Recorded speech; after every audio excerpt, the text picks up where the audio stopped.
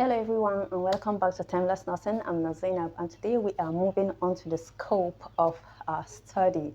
So every study has a limit.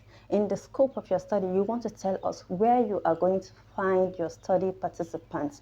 It could be in a particular region, in a community, in a village, in a hospital, or in a school. So for example, I'm conducting a study among nurses. Where do we find the nurses? Nurses are largely found in a hospital. So what type of hospital? What level of healthcare institution? Is it a PHC or a state hospital or a tertiary institution? So in my own case, I'll be using a tertiary institution.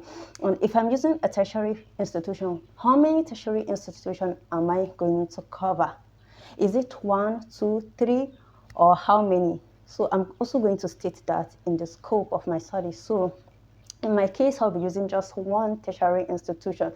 And then my scope would be that this study is limited to nurses working at ABC Teaching Hospital.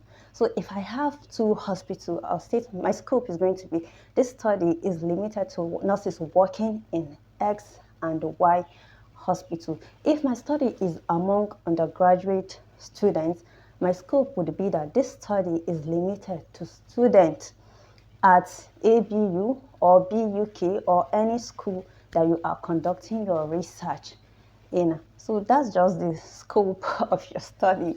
Just state it and make sure it's clear. And also after stating it, you want to put the name of the state or yes, the name of the state. And if it's in a community, for example, you're going to mention the name of that community. For example, this study is limited to young adults in Dogondaji community or any community you are conducting your study in. So there's not much about it. That's just about the scope of your study. Well, where your study is going to cover the area. That's just it. So thank you for watching this video. If you like this video, please like, comment, share, and subscribe. And see you in my next video. Bye.